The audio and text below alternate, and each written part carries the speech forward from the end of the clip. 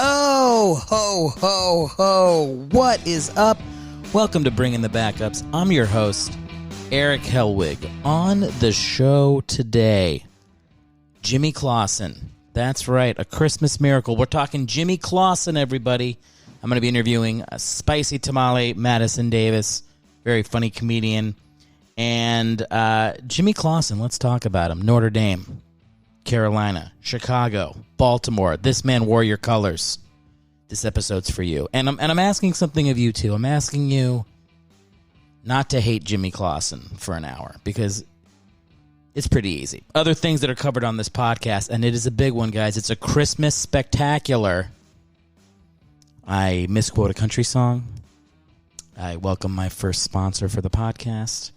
I talk about Lori Loughlin pleasuring women in prison. It's a big day for us here, okay? In about 2 minutes, you're going to hear a noise come from my stomach that sounds like an alien is using my body as a host. It's an interesting show through and through. Thank you for listening. You guys know what to do. If you're liking the show, subscribe. Apple Podcasts, Spotify, YouTube. Write me a review on iTunes. 5-star review. That is always very helpful. That's probably it. You guys get what it is, right? Merry Christmas, Happy Holidays, whatever you celebrate. I don't give a shit. Enjoy the show. Thanks for being here, and let's get this thing started. This is Bringing the Backups with Erick Hellwig. It's another episode of the podcast. How exciting for everybody. Merry Christmas. Merry Christmas to all of you.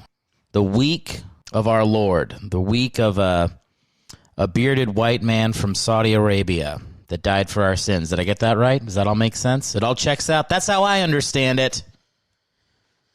Oh, on the first day of Christmas, my true love gave to me a new strand of coronavirus in London. All right, I guess, I don't know. Day to day, it seems like we're either out of here or we're not. I can't make up my mind. I don't know. What I do know is that my microphone was too loud. Now it's a little bit lower. Is that better? Did it hurt your ears? Erick's, where in the world is the guy that hosts the podcast? That's 2 songs in the first 15 seconds. I think last time I spoke to you fine listeners, I was in Long Island. Well, no longer. All right, now I'm in the home of my father, the house my father built. And yes, by built, I mean he went to work, earned money, and paid for a home. He paid for this home in blood, sweat, and tears. Mostly tears. I'm kidding. This episode, we're going to be talking about Jimmy Clausen. You know, on Christmas, I wanted to gift you guys with a quarterback that seems pretty much universally hated by everywhere he played, with the exception of South Bend, Indiana. Carolina Panthers fans, I don't even know how you guys are doing this year. You got Teddy Bridgewater, who I liked. Old one-glove Teddy. Teddy Bridgewater looks like Michael Jackson in Thriller with that one glove. Can you guys hear my stomach rumbling on this? This is a bad start to the podcast. I don't know how else to quantify this other than to say it's, what time are we looking at? It's Monday at 11 o'clock. I'm recording this for a Tuesday release. So you're getting my thoughts right up to release. Sometimes I'll do these things a couple days in advance, give myself a little time to edit and live my life, but not this time. I'm right up to the deadline, like a journalist trying to, get in before. I tried to not to say deadline there in the beginning and the end of a sentence, but then I just left it hanging in a really weird way for everybody. But yeah, getting this one in under the wire, trying to keep on that. You thinking every other week schedule for a podcast would be doable, but man, this one's been tough, as you guys know. To fill you in on the journey, the wife and I, we came back east to see family and visit. The plan being to see everybody once early on the trip and then once during Christmas. But as it happens with this whole Corona thing and being safe and distancing, situations have come up, and it looks like we're just going to be hanging out at my dad's here for a week for Christmas, which is cool. So, now it's countdown to trip back to Los Angeles. We're going to go across the country 3 times in our car within the course of 2 years. Is that normal? I mean, I guess it is normal because trucking is actually I think it's the biggest job in the country. Isn't this seems like it might be true? I don't know. I watched a lot of Andrew Yang videos where he's hugging truckers. So in my mind, you're either a podcaster or a trucker. Like those are the only 2 jobs in the country. Yeah, you're either a comedian, you're a lawyer, or you work for Walmart. I don't think there's any. I think we've made it in the country so that there's nothing else you can do besides those 3 jobs. I had to go get some stuff at Home Depot a couple days ago. And when you go into Home Depot, they don't even try to help you anymore. It's like I've been to hardware stores. You walk in, there's a guy there with a beard who's, his father's name is on the front of the store. And he's like, what can I help you with? I'm like, I need some cedar. And obviously this is a fake story because I've never needed cedar in my life. But he's like, let me show you where the cedar is. My grandfather pulled this out of his asshole in World War II. And it's some beautiful story. And everything has a meaning and a purpose in the store. And, he grew up playing there as a kid. And now, he runs it. That's the local hardware store. When you go to Home Depot, there's 35 people there that would love nothing more than to pretend like you don't have a question for them. Okay, that's number 1. You have to ask 17 different people like where electrical is. And then when it's time to check out, they make you scan it yourself. And not even like the dignity of the CVS scan where the scanner's on the machine and you just kind of glide it over. No, they make you pick up a scanner and find it on the box and press the button. Like I work there.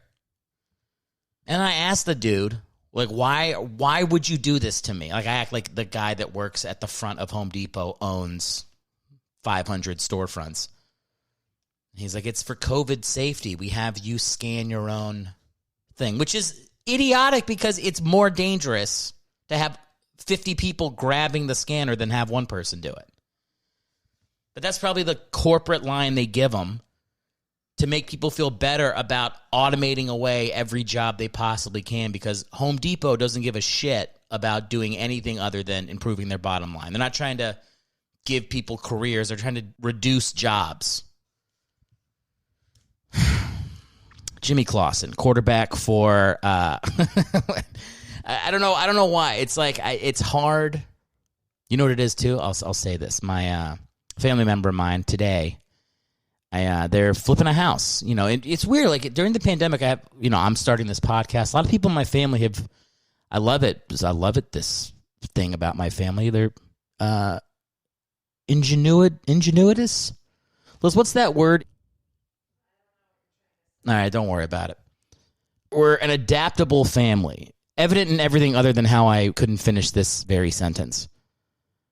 And so my sister, was I not supposed to say my sister? I'll just bleep out sister. I mean, you guys will probably figure it out. It's sister. I guess you can know it's my sister. My sister started flipping houses, so we went to go check out a house. And it's so cool. It's like they have like their fingerprint on everything they're doing in this place. They're making money, but they're doing something.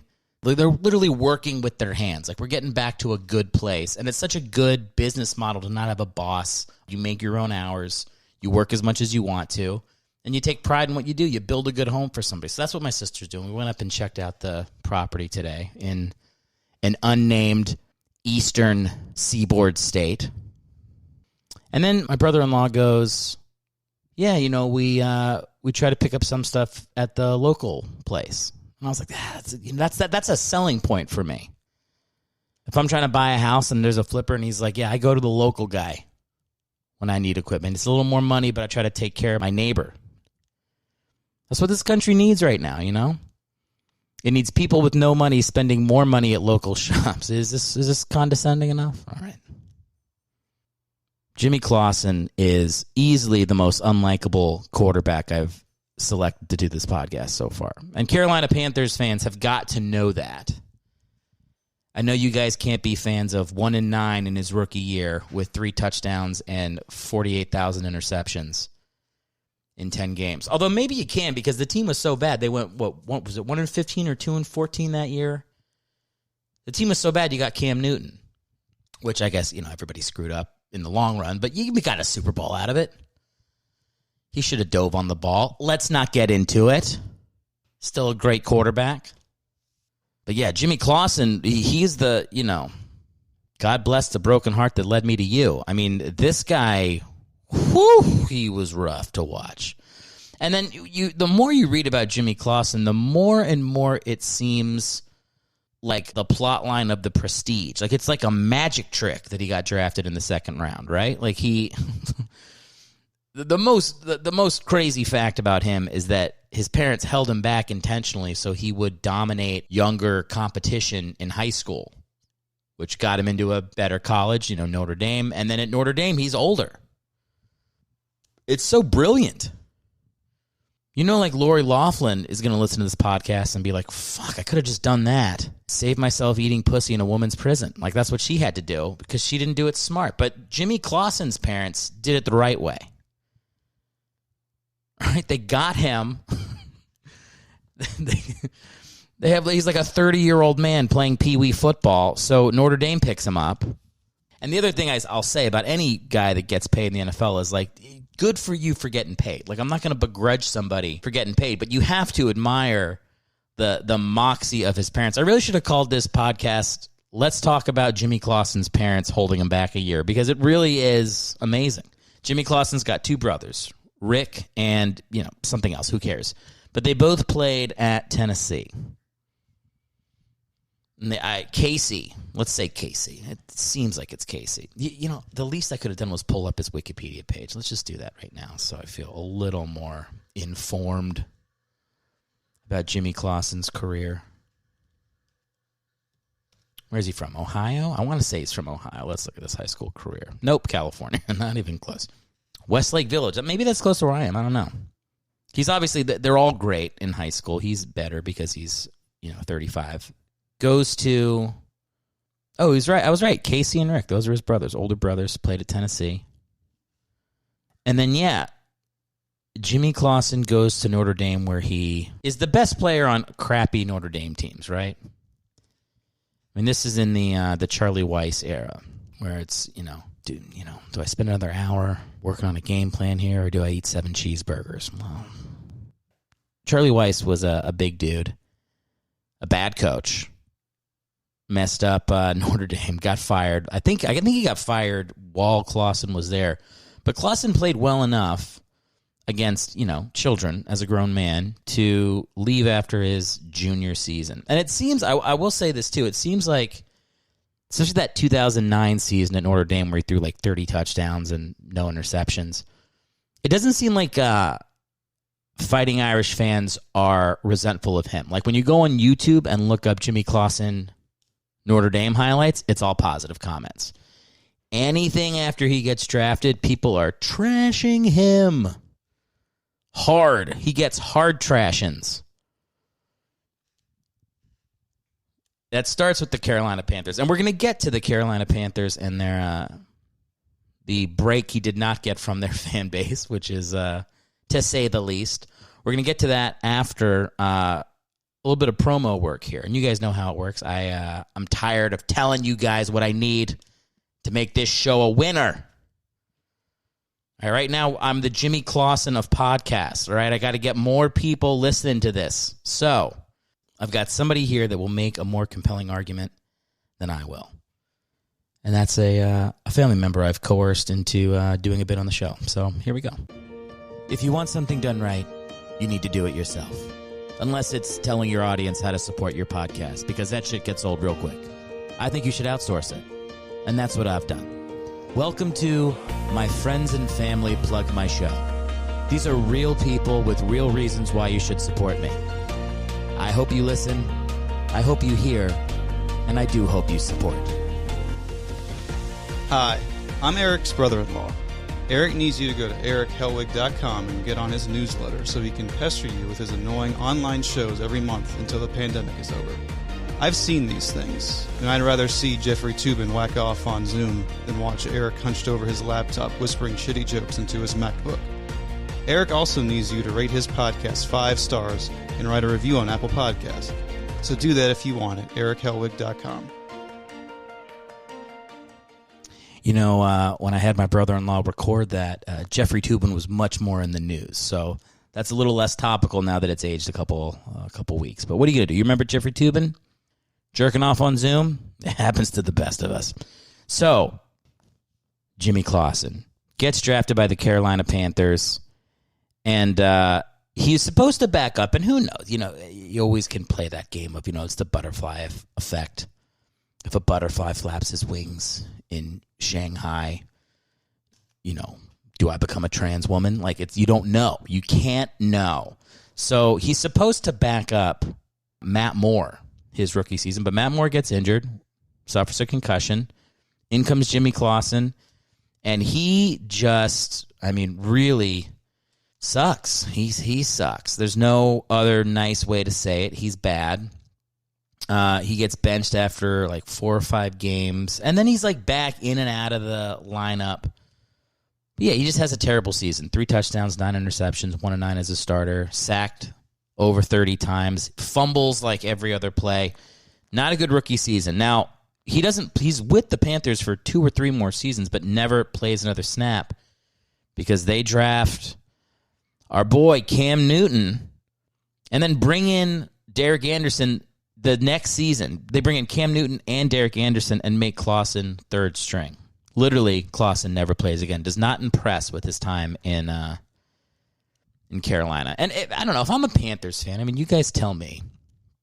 I know your guys' hashtag is keep pounding. I guess. That could also be a hashtag on Pornhub, but apparently that's what you guys say in regards to your team. Keep pounding.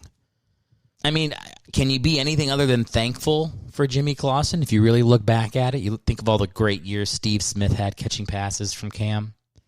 Is Jimmy Clausen the man who delivered that to you? Is he your Santa Claus for your years 2011 up to 2019? Do you like that little tie-in with Jimmy Clausen to Santa Claus? Clausen kind of sounds like Claus.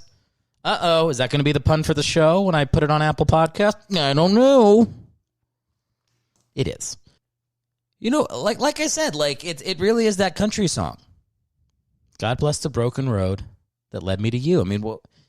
If you're going to be bad, suck. If you're going to be bad, suck. Look, take this from a Philly fan, okay? I love the Sixers. They tanked it up. I don't know what, every year there should be the 2 teams that play in the NBA Finals and everybody else should be tanking. I should be starting for the Memphis Grizzlies right now. Whatever team is hopeless. What's the most hopeless team? Probably the Charlotte Hornets. Again, no offense. I know I'm going a little hard on my Charlotte fans, but the Hornets, come on. I also found out recently, I think, was this on the podcast? Was this last week? I can't remember. I hope I'm not repeating a podcast, but apparently Bobcats are very local to Charlotte. So when you guys were the Charlotte Bobcats, because you got the Appalachian Mountains, I guess, in North Carolina, there's a Bobcat problem there. Not in Charlotte. You're not going to find a Bobcat downtown. But, you guys had, I don't know. I guess I always thought Bobcats was just a stupid name. The Seattle Swirl, one of those WNBA names. But I didn't realize it was actually had something to do with what's going on locally. But the LA Coyotes would be a cool name because there's actually, coyotes appear in LA sometimes. I always tell myself I think my dog could take a coyote. Gordon, you guys know Gordon. I mention him every show. Strong dog. If I say his name a couple more times, he'll probably come walking over. You'll hear it. It's very cute. Clausen goes to the Bears next. And I'm going to tell you about the Bears. But I'm going to tell you about the Bears after a pre-planned bit. Do you guys like that I'm trying to plan out the show a little bit more? It barely. I'm hanging by a thread here. But I am going to do a pre-planned bit right now because it's about that time in the show. So here it comes. You guys are familiar with this bit. I think you know how it goes. Bring in the Backups presents Letters Home from the Bench. November 2nd, 1988. Mark Vlasic writes, Dear Virginia, the San Diego Chargers have elucidated to me that I am not in their plans. I have conscripted to drown my wretchedness not in whiskey, not in bodily fluids at the proximate house of ill repute, but in pickle juice. Virginia, you have long fathomed the love that I have for pickles. I recollect pickling cucumbers alongside my Meemaw and Peepaw as we... Wait a minute. This jaw brandishes the name Vlasic, my own namesake. Is this an arbitrary synchronism that a company with my name makes my most cherished pickles? Or did I enter a fugue stupor and birth a pickle company during my football career? The unvarnished truth appears evident. I'm leaving you, Virginia.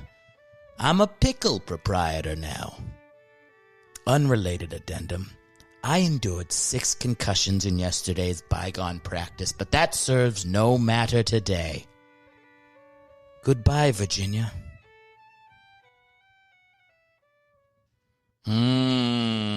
I ate a whole thing of licorice before the show, and I am feeling it right now, team.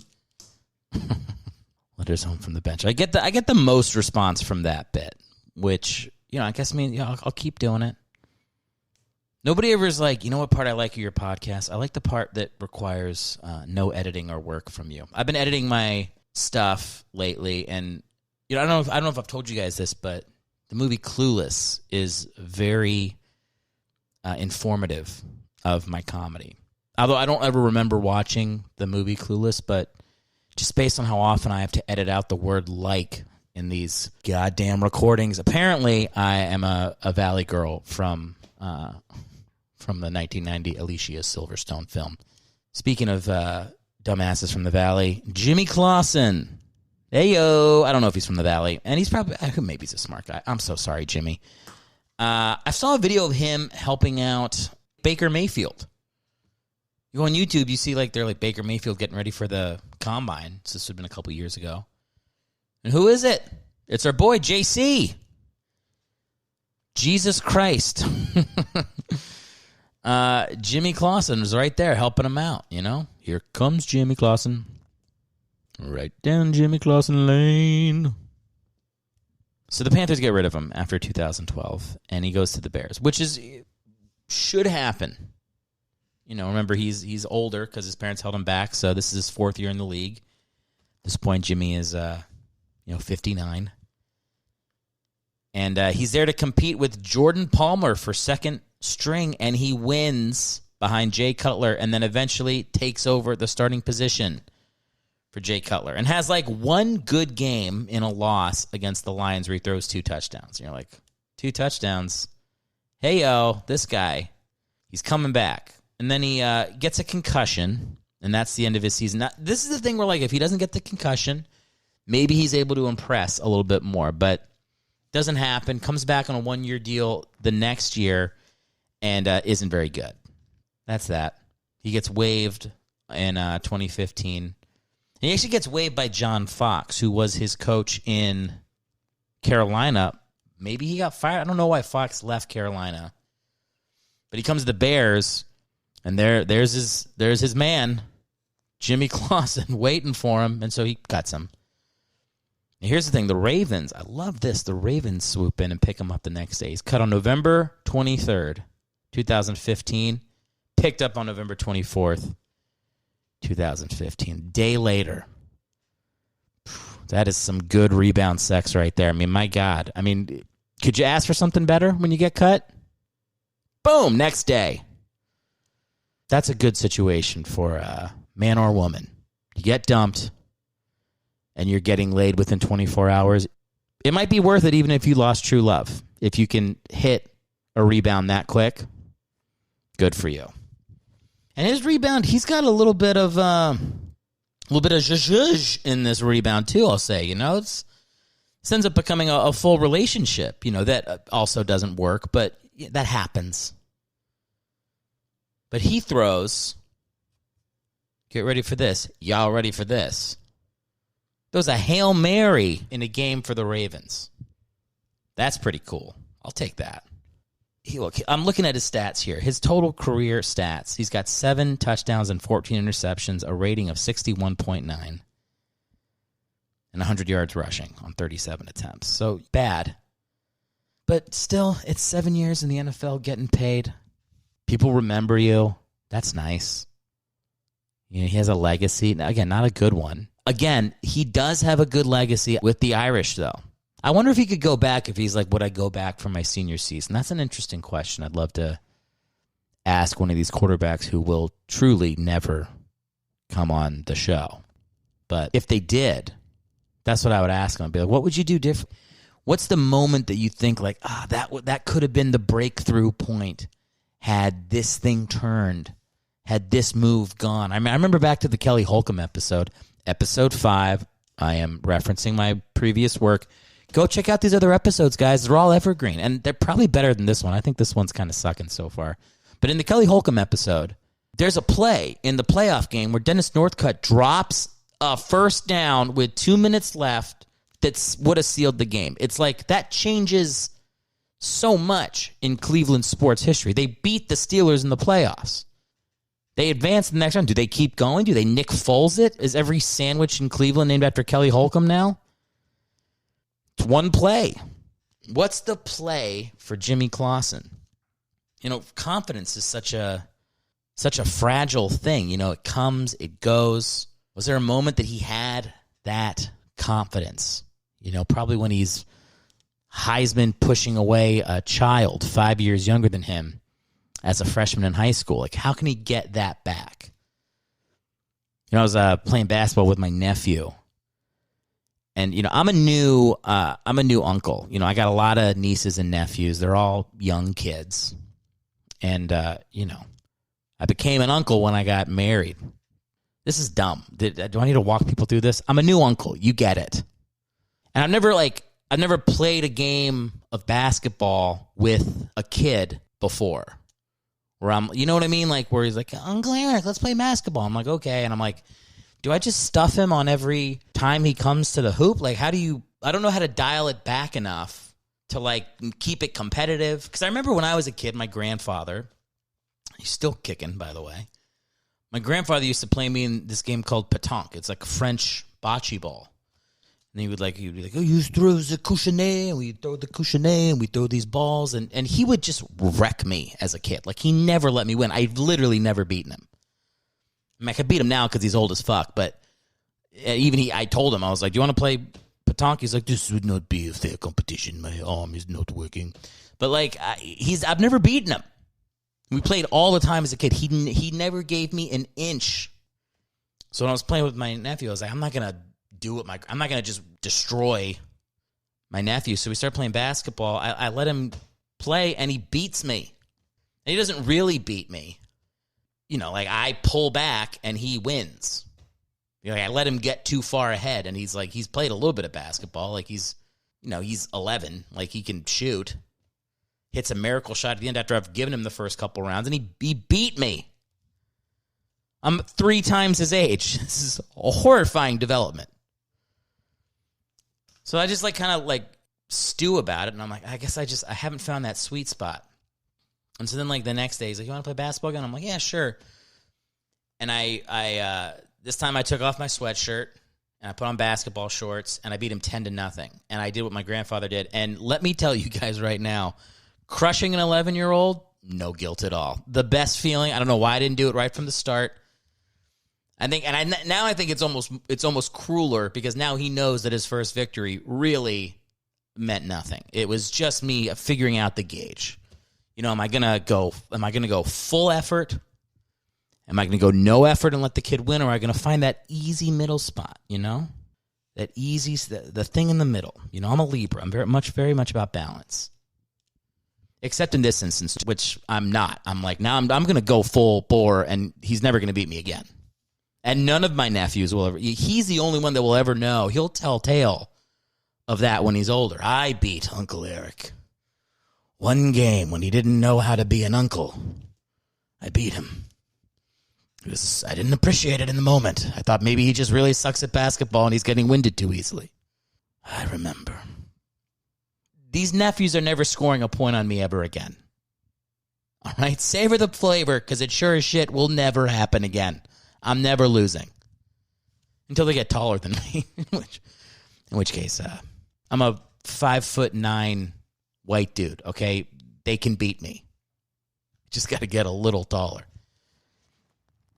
No, man, I was throwing elbows in the second game. I was playing for keeps. I was talking trash.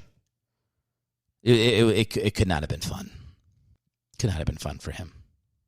But that's what I say. Like, I kind of understand what Jimmy Clausen did. You know, like I said, I keep going back to it. It's a brilliant move. It's a brilliant move to make your kid 2 years older than the kids he's playing against. I mean, why hasn't anybody else thought of this?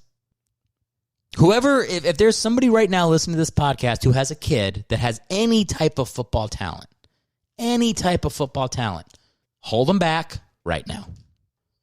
Make sure they get really good at, pre-algebra or whatever you're supposed to be learning in 8th grade. Just hold them back. Let that puberty kick in 6 months early for their freshman season. That's what you want. They're going to be starting. If they're any good at all, they're going to start freshman year. All right, time for another one of these pre-planned bits I love so much. Enjoy this old chestnut. Welcome back to another edition of On This Day in Backup History. Today's quarterback is Mark Vlasic, the guy from the last bit, in a lazy callback involving backup quarterbacks. 7-year NFL veteran Mark Vlasic was cut by the Tampa Bay Buccaneers in a move they called weeding out that guy who won't shut up about pickles. In a revenge plot, Vlasic plugged the exhaust pipe of his quarterback coach's car with a Vlasic pickle, causing his death. Vlasic was never caught, and as most killers do, he grew confident that he could kill again, using Vlasic pickles as a murder weapon he could eat afterwards. The perfect crime.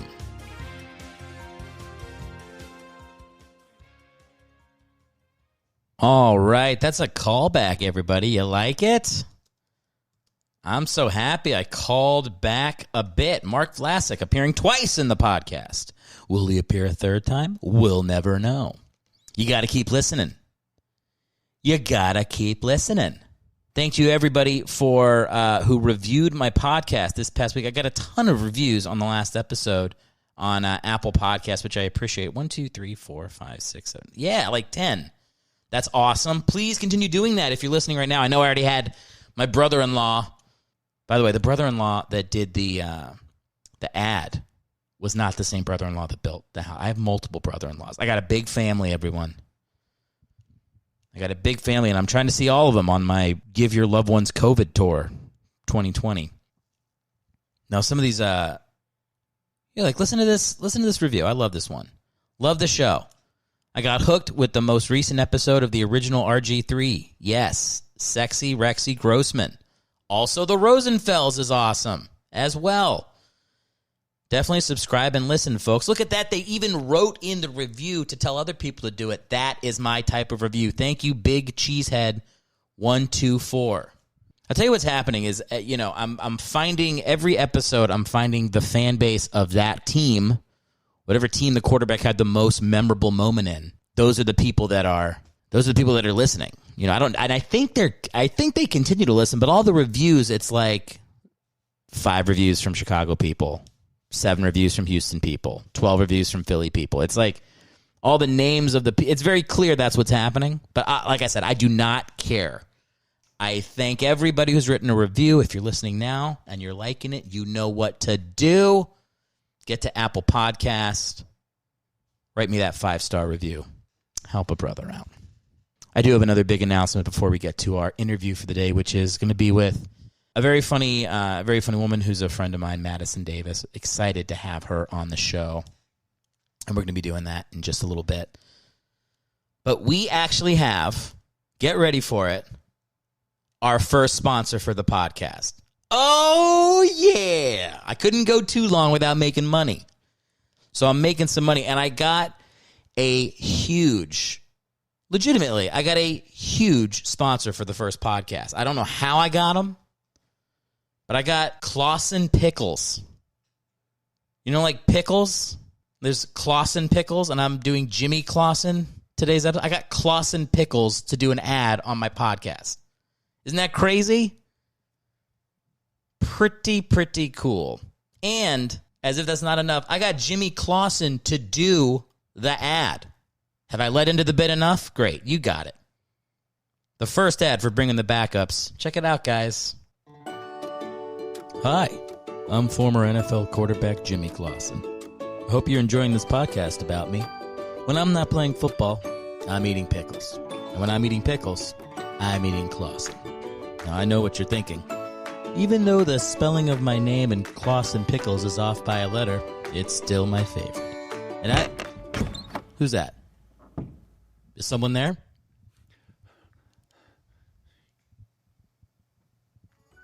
Anyway, I love Clausen Pickles, and I'll never...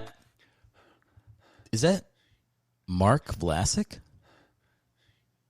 Mark, why are you standing in the shadows holding a pickle?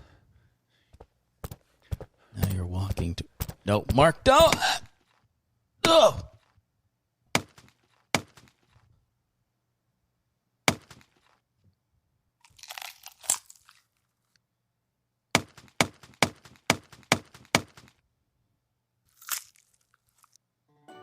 Hi, I'm former NFL quarterback and two-time murderer Mark Vlasic. I hope you're enjoying the third beat of this joke. Oh, sounds like the cops are here. Remember, when you're in a pickle, make it a Vlasic. Merry Christmas. How about that? A 3-part bit? Oh! No ads for the show yet. I'm putting that off. It's a lot of work to organize that stuff, and I got goals on how many people are listening before I go to ads. So who knows when that'll happen right now? But the best thing you can do, since this is coming to you free, is to go do all that shit my brother-in-law told you before. Go to my website, review the podcast. You got it. Was it clear in the bit that he's eating the pickle? Because I established that on this day that he eats the murder weapon.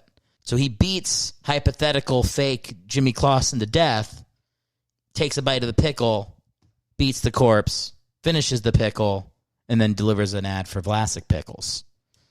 I'm in a dark place. I don't know what else to say. I'm doing murder bits on my show about backup quarterbacks. Things have been weird back home. But look, the good news is everybody, we're staying safe, following these COVID protocols, seeing family when we can. Driving my dog insane by having him sleep in a different place every 2 nights. The truth is, it's coming to an end. By the next time you hear me, I could be back in LA. I say this every week. I'm like, I don't know where it'll be. It could be in LA. I could be traveling across the country. That's also a very possible thing that could happen as well. Because I could be in Memphis, Amarillo, Texas, Lake Tahoe. There's a lot of options, and none of them are going to be interesting as I think of names of places in the city. So I'm going to get to the interview we have for the show, and I actually really, really love the interview. So Madison Davis is my friend in Los Angeles. We actually run a show, her, I, and Rob Stern, called Barely Making It L.A. That show used to be in New York. Now it's in L.A. Now it's nowhere, and it hasn't been anywhere for 10 months. But before that, I was seeing Madison at least once a week, sometimes twice a week, to plan the show and hang out. And then, pandemic hits and you don't see anybody. This is our first time really catching up, was on the podcast, and it was great to have her on. If you want to find her on Instagram, you can do that by going to her handle, which is Secret Agent Pussy Pants, which I've never had to say out loud before. But you can find Madison at Secret Agent Pussy Pants on Instagram. We were really happy to have her on the show. Let's enjoy the interview.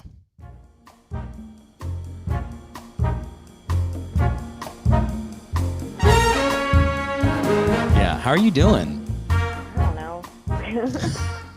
I'm trying to think last time me, you, and Rob hopped on a call and caught up. I feel like it was very early in the pandemic. Yeah, we hired someone. Or we were like, yeah, in the future, we'll be able to pay you. And I'm like, I made $44 on Monday. We literally hired her the week that everything shut down. Yeah, thinking that it would probably last like 3 months. I'm sure our show will come back at some point, but I'm not even like... I'm not even thinking about it. I know. Like, Yeah, me neither. I'm thinking about, I don't want to go to work tonight. Are you guys, so your restaurant only does delivery and takeout? Yeah, the amazing thing is that people still call and ask for reservations. Really? Yeah, it's amazing. And it's my favorite thing to be like, no, I'm sorry, we're closed because of the pandemic. You know.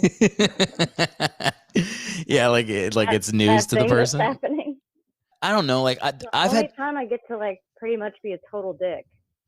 I've definitely had moments where I just forget it's a pandemic. I think some people are very much ready to adapt into, yeah, I'll just wear a mask for a couple years, but it still feels weird to me to put all that stuff on. It's an extra thought in my head that is not. I'm the kind of person that would call the restaurant. Yeah, I don't know. I'm pretty used to it. Now I'm driving home and I forget I have the shit on. But my favorite thing are like how people act when people don't have masks on that are like absolutely on the other end of insane. Like a woman came into a store and was like, there's somebody smoking outside without a mask on. And the woman was like, well, I don't know how they would smoke with a mask on. I don't know. I just loved that. It's pretty awesome. I was in the Outer Banks for a little bit, and yeah, I went during the off season, so nobody's there. So we went to like an outdoor restaurant, which was the first time we'd eaten out in however long it's been, 10 months. It feels like you're doing heroin. Like, I've never done heroin. I guess I shouldn't say that, but like, it's so risky. Like, what's gonna happen? I mean, if your waiter has to wear a big plastic sheet over their face, it's fucking weird. In the Outer Banks, like, we researched it, there was only like 6 COVID cases the whole time, or they had some crazy number where, again, like, it's not a real town. Like, it's just a beach town that's not a real empty. Place. Exactly. It's a fake place. It's not real. So we were like, we took the risk, did the one night out at a Mexican restaurant outdoors, and it was I don't know, it was fun. I'll be honest. That you Mexican food in North Carolina when you just left California. Yeah, that's I was like with you wanted to be disappointed. You didn't want to like it. I was with my family. They made the choice, so I can't take ownership of the crappy cuisine choice. Did you go to you're from North Carolina. Did you go to the Outer Banks a lot? Like, are you familiar with the type of people that live there year round? I am familiar with the people just because they moved from Wilmington to be there just to surf when it's cold. Mm-hmm. But no, I didn't go there often because that is kind of a rich place to be. I think it is. My father's wealthy. You can look behind me and see his nice portraits and know that he's doing all right in the financial. Yeah, you're doing great if you're a dad and you have at least one nice horse painting. Well, this is like so interesting for audio listeners to hear me describe paintings they can't see. But if you look behind me, it's all war paintings. Like, my dad's in the Army, so this is like a battle from the Civil War. And then every dad knows that the only kind of art there is war paintings and horse paintings. Oh my God. When you combine the two, that's peak. There's a lot of men on horses ordering other men into battle. I've actually had a good time hanging out with my dad in the house. We're getting along very well, but we're also just making it very much about not talking about things we disagree about and just cooking healthy food and playing with my dog. It's honestly like it's the relationship we should have been trying to have when I was 21 years old, which was not immediately go at each other, but just what are the things that we agree on? We both like sports. Let's put on sports. That's the only way to do it. Once you start getting into you're at each other's throat territory, it's hard to back off from the ledge. Well, the last time I was going to live here was when I was 21, and I was moving to New York. Like, I was going to try to find a place in New York while I was here. And I came home. I showed up at the house. I was 2 hours late and I didn't call. And we got in a huge screaming match literally before I even walked in the door to move back home for 3 weeks. We were fighting outside of the garage. And then I moved to New York 2 days later without a place to live. I don't mean to be rude, but was this still back when you used to have minutes on your cell phone? This is 2007? 2008. No, it was Obama was getting elected. It was 2008. Were there still minutes on cell phones then? I'm sorry, you just look like shit, so I thought you're older. Did I tell you I have celiac disease? No. I just found. On top of it, you can't eat bread. I just found that out. I guess I wouldn't have told you because I found out a month ago. So you're annoying at restaurants now. I will be. When I go to a restaurant, I'll be the worst. But for now, I'm just sad. Yeah. Now you have to order a special macaroni and cheese. And we've been trying, like, we'll go to the store and be like, let's try this gluten-free macaroni and cheese. Let's try this pizza. And some stuff is not bad, but then I ran into this lady in a frozen food aisle. I was looking at the gluten-free bread, and she was like, oh, gluten-free? If I can give you a piece of advice, don't try to substitute in all your favorite foods because you'll develop another allergy to rice. And then I planted my face through the glass window of the frozen food section and tried to cut my own throat.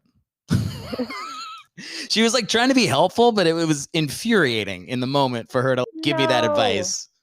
Yeah, because it was like the second week of me going to the grocery store, and like I'm literally like shopping. I have tears in my eyes walking through all the food I can't get. If you just eat vegetables, you're just saying basically to the world, I'm just gonna fart all the time now. Yeah, but you don't do what I've been doing for and fart all the time. Yeah, I have no idea. I'm not supposed to go gluten-free fully until I get back to LA and get the stomach biopsy or whatever. So that my doctor was like, this is your swan song for gluten. So enjoy it while you're home because when you come back, never again. I drank too much whiskey the other night and threw up. And 2 days later, I drank whiskey again. That's all I'm saying. Is that your celiac advice for me is just be sick until you're dead? You could die tomorrow. Have Pizza Hut. People's reactions have been pretty funny. I'll say like, oh yeah, I found out I have celiac, and they'd be like, oh, I'd kill myself. Like they just go straight to their own horror about what their life would look like. Like nobody's consoling right off the bat. It's definitely a bummer. Yeah, I'm sorry that I can't help you feel better about it. But there's no way to hit this ball back to me. You're not paying by the hour, so I'm just going to tell you how I feel. No. Madison, you were worried in doing my podcast because you don't know shit about football, but I guess you had a cram session the last 24 hours. What did you learn about Jimmy Clausen that you can relate to listeners so that they know that you're very involved in the Carolina Panthers? All right, so here's what I know. I looked at his picture, and I know that he looks exactly like someone who knows where to buy roofies. I hate this person. You hate him? I actively don't like him. But what is a strong word. And if he does in some way hear this podcast, which is possible, you would hold tight to that if he was tweeting at us? You'd be like, still hate you? Yeah. Have you seen him? Yeah. You don't like his look. He doesn't have a good look. No, but there's more than that. There's more reasons to hate him. Let me hear it. Okay. All right. So I found out that he's from like a long line of quarterbacks. Specifically, like all his brothers were quarterbacks too, which is so vain. Like none of them could do anything other than be the star of the show. And they all fizzled out by the time granted, they did reach the NFL. Yeah. But then just fizzled out. That's a dad. I want to meet that dad. He's probably an asshole. Right? Let's see who here he is. Like his brothers are Casey and Rick. I tried to find a picture of his dad. I couldn't find a picture of his dad. I'm sure his dad got all the kids into football. I mean, that's like a thing. I forgot something else. So he comes from that long line of quarterback brothers, and it's because his parents would hold them back a year before high school so that they could be better and stand out more. I was also reading a thing about him. They were evaluating him, I guess, for the NFL draft, and they were like, he was 20 as a sophomore in college. That's not a big difference if you're 30 or 32. But if it's an 18-year-old versus a 20-year-old, that's a huge difference to be physically bigger and older than the other kids. Crazy are your parents? It's like maybe they should have paid a little bit more attention because that initial signing bonus is gone. Here's the thing. They made their money. You have a window of 13 seconds to get paid before you shatter your fibula and never walk again, and you won't be able to remember your kids by the time you're 30. So the fact that his parents had the foresight to be like, hold him back so he's just like dominating these kids in Pee Wee football when he's 30 so he can get a lot of money right off the bat. I do respect the hustle of it. Like there is like a level to it where I'm like, oh, that's a smart move. Because they thought he was, they called him this is going to make you love him. They called him the boy with the golden arm. Whatever they did the job of marketing him, giving him every advantage so that he could make money. Buying him a lot of hair gel. A lot of hair gel. He dollar hair gel. I read this. There's a quote from him from some columnist. It says, Clausen is a jerk at times, but he's a talented and tough jerk. So that's like a description of his personalities. Apparently he wasn't super well liked by a lot of people. That guy was trying really hard not to call him a cunt. 0-for-5 record as a starting quarterback for Carolina. That's something else he couldn't come back from. He's worse than that. He was 1-for-9 in his rookie season, then he never played for them again. It is an awesome dream job. I was thinking of it. I'm like, I get that you don't get the glory, but you get the paycheck and you don't have to do shit. You carry the jock strap. You could, I mean, you still like, I'm sure he gets hit in practice, you get hit in practice and stuff, but there's no question there's less wear and tear on your body overall if you just don't ever play. League minimum salary is like you're getting paid like you're a doctor for a year. It's a good situation to be like a decent backup quarterback. Yeah, just getting drafted to the NFL is crazy. Where in North Carolina are you from again? Like how close were you to Charlotte where the Panthers were? So I lived in Waxhaw, which is 35 minutes if you drive like me, 45 minutes if you drive like someone else. Did you ever go to a game or anything? Yeah, I went to games with my dad. It was boring because I couldn't drink yet. How old were you? Like 14. Did you have that thought when you were there, or you have that thought now retroactively? Or you're a 14-year-old just being like, these fucking prudes won't let me down a bottle of Jack? No, I mean, if my parents were both from North Carolina, they probably would have given me a beer. I was just looking around like, this seems like it sucks unless you're hammered. It's better to watch on TV for me. Like, I think I can tolerate that. Being there kind of sucks. Yeah, that's fair. I remember it was used to be Erickson Stadium, named after Erickson cell phones. And then it was Bank of America. I don't know what it is now.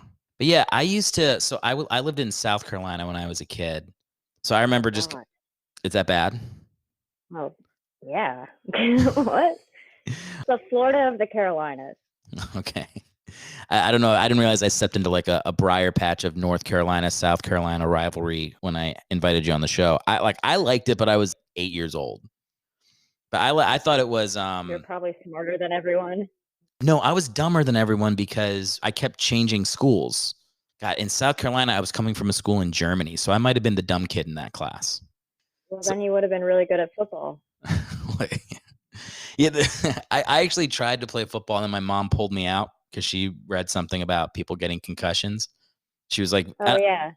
So it's so fun. My fiance played in college, so it's just really exciting to think that the CTE could kick in at any time. He could strangle me in my sleep. Or let's be fair, interesting. He could also bludgeon you with a hammer. There's a lot of ways it could kick in. So let's not. I try to keep the hammers up high.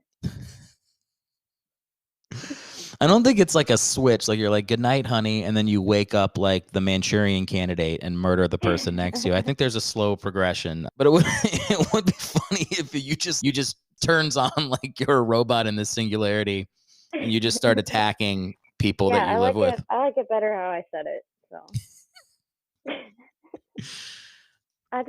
also another thing. So the only time that people liked him was in college. Notre Dame. Yep. I didn't know that. It seems crazy to me, but Notre Dame, like I watched the dang Hunchback movie thinking it's like a really old, like, I thought it was in New England. I had no idea that Notre Dame is actually in Indiana. Indiana. Wait. South Bend. When did you Indiana. watch The Hunchback? Just today. You watched it today? Oh. Yeah, for research. Wait, your research for the Jimmy Clausen episode was to watch The Hunchback of Notre Dame? Oh my God, that is so amazing. I mean, is there anything from the movie you'd like to share with the listeners? I can't really. All I remember is that he used to hop on the thing and swing a lot, and I'm sure the message is like somebody should still fuck him even though he's the hunchback. Well, I don't think no one should fuck him, but I think Esmeralda did give him a hand job as a goodness of her gypsy heart. Is she a gypsy in it? Yeah. I don't remember. I that's a movie I don't remember that well. Okay. You don't get sad. You just watched it apparently, so. I don't know. Esmeralda is a really sexy gypsy, which should get you on the gypsy side. She's fun. She's colorful. The Catholic Church hates the gypsies. Okay. And they're the bad guy. And the hunchback saves Esmeralda's life and she gave him a squeezer in the sewers.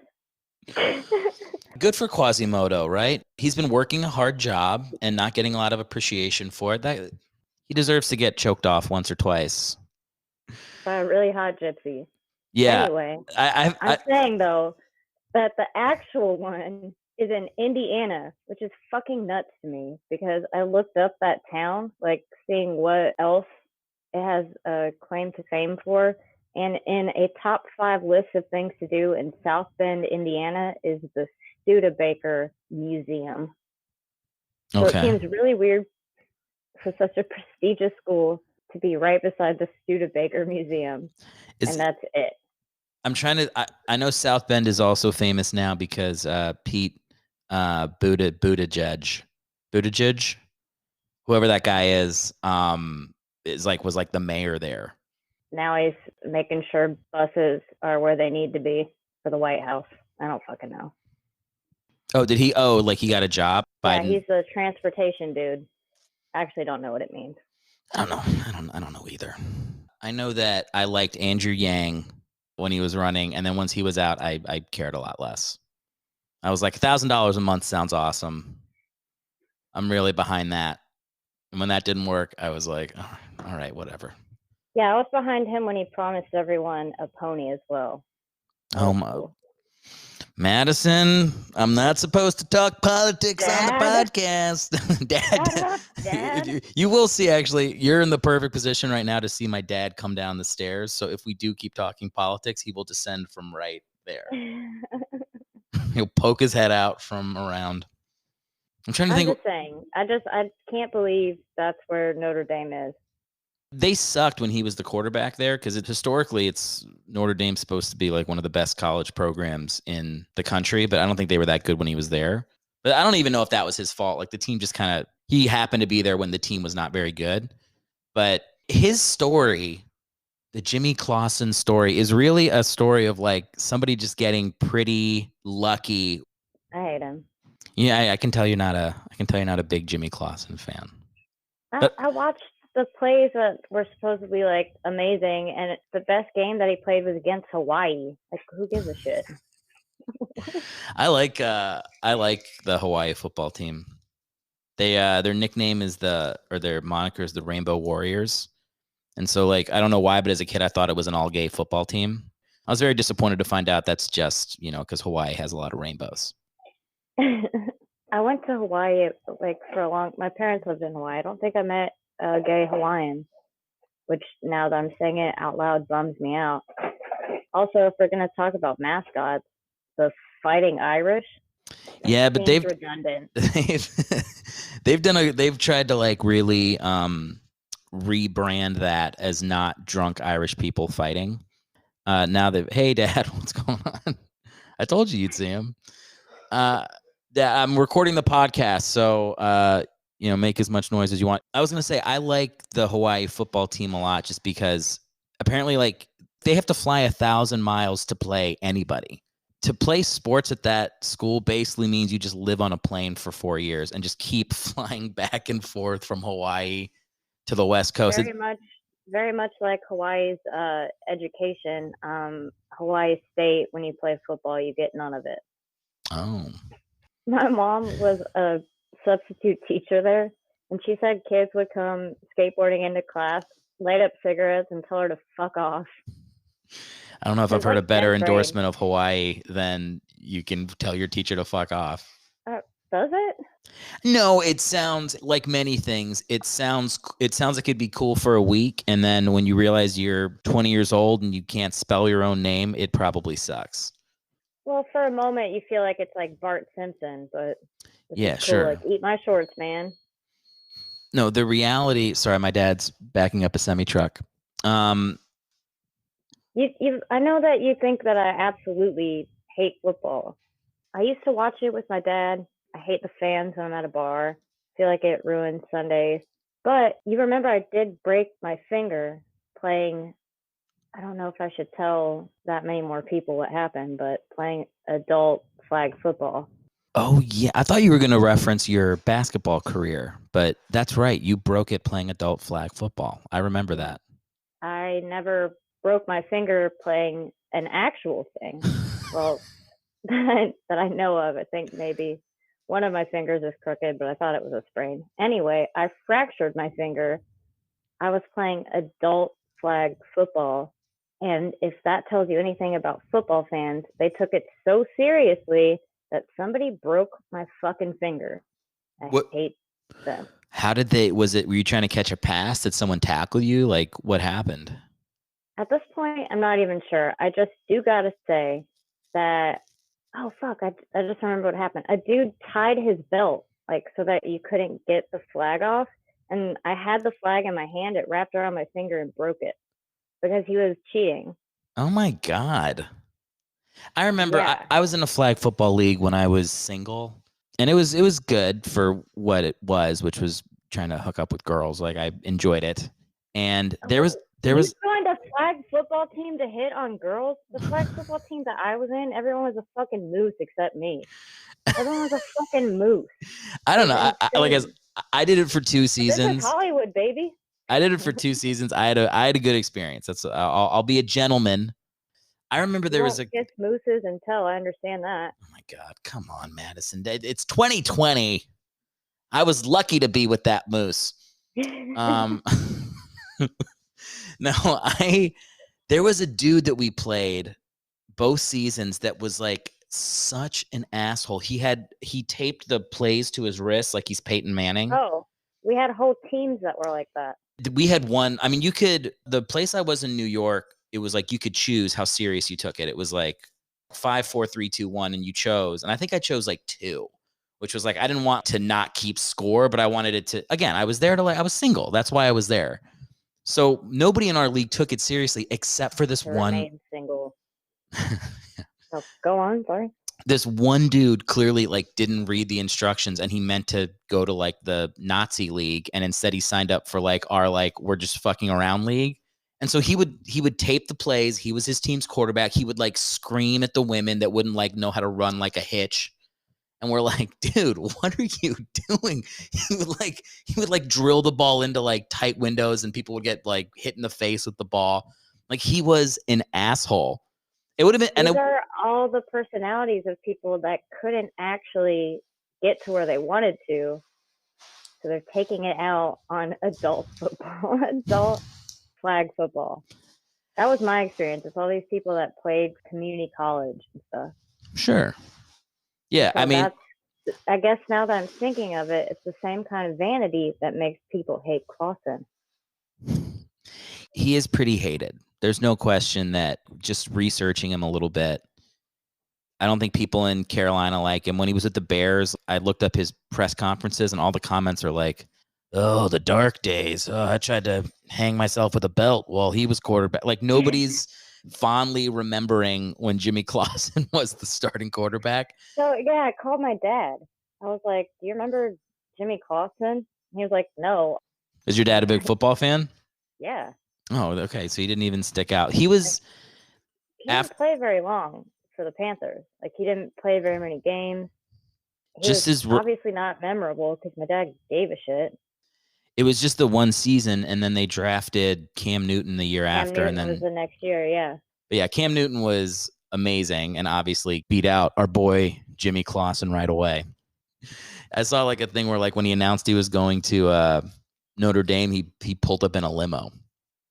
He like rented like Hummer limo. a Hummer limo. Yeah. No, he definitely has some douchey vibes. I can't deny it. A lot of this podcast is me sticking up for these guys, but you came out with your knives ready to cut up Jimmy Clausen. I didn't mean to. It's how you feel. You're not a fan. He also objectively was terrible. I'm looking up right now if he was a fraternity dude. I started a fraternity. Some of us are good people. You're not a good person.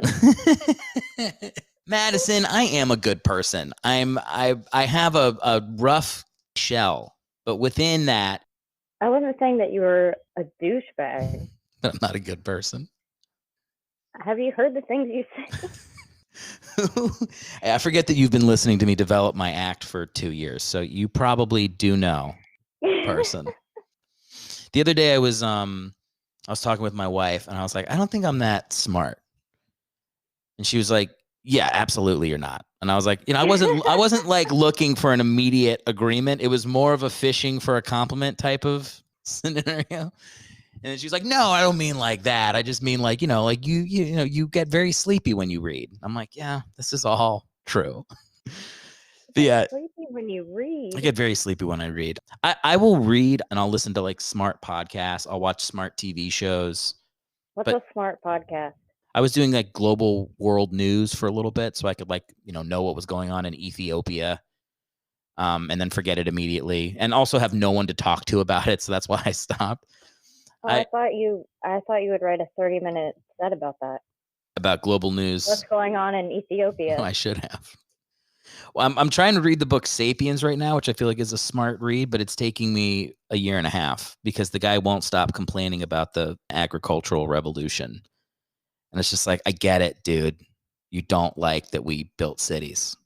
When I read, I do pick I try to pick stuff that's like homework. Like I don't like read Dan Brown books. I'll read like Ulysses or something. Or I'll pick something in Latin. Like I give myself projects when it comes to reading. That's probably why I get sleepy is because I'm not reading enjoyable stuff. You're not getting graded. I don't know why. My wife's like, let me buy you like the Hardy Boys or something. Like she wants to start me on. Send me your address. You got a whole boatload of Danielle Steele coming your way. You're gonna love it. I don't know. Recommend me a book. Wait, if you got one. How far are you in Infinite Jest? In Infinite Jest? I read like listening. Oh, sorry, you go. No, I'm done now. I was gonna say I did read Animal Farm recently. But that's a quick book, but it's like I feel like a pretty smart book. Good book. That's a really good book. It's easy to read. I will work harder. And I think, am I that horse? Now. You're not working that hard. I am working. No, it's not the same as they're trying to like compare it to like working for Amazon for nothing, and you just keep working and working and working, hoping you'll move up in the ranks. It doesn't happen, and then you're blue. Yeah, it's like a criticism of like totalitarian Marxist Russia or whatever. It's good. Highly recommend. Bring in the Backups podcast people out there. This podcast gives its full endorsement to the book Animal Farm. Pick it up. I know you've been on the fence for the last 70 years since it's been published. Animal Farm. We think it's a good book. Everyone's reading the 70 years, and we're saying to you, it's a good book. We like it. It's a solid book. What do you think about the Panthers uniforms? I don't think I give a shit. That's the most honest answer anybody's given on this podcast. We should probably just end it on that. I like that they have a severed panther head. They beheaded a panther as it was about to strike and then made that their logo. Again. All right. Okay. We got it the first time. No, I never thought about it, and I'm still thinking about it, and I can't think of anything to say about it. Here's the thing: you don't say something you don't feel. You don't give a shit, and that's totally valid. Thank you for your acceptance of my feelings. I wanted to hear you. I wanted to validate those feelings. been going to therapy during the pandemic, and you had to let people express themselves and not take it personally. I'm here to hear your feelings. Madison, thank you for doing the show. Is there somewhere people should go to find your comedy, your content, or anything like that? Well, I got this wonderful couch. That's where I'll be until this pandemic ends, because I'm not doing an outdoor comedy show and I'm not going to do a Zoom comedy show. So if you want to hang out, give me a call. I'll be on the couch. If you want to watch a Gilmore Girls episode that you have in your heart. My pee has not been the right color in 10 months. That's what I've been doing. Madison, thanks for doing the show. It's good to have you. Good to talk to you again. Thanks for listening to the show. To hear more Bring in the Backups or help us grow, please subscribe on iTunes or Apple Podcasts and leave a written 5-star review. Or subscribe and hit the notification bell on YouTube. For info on the show or how to see Erick live, visit erickhellwig.com to hop on the newsletter.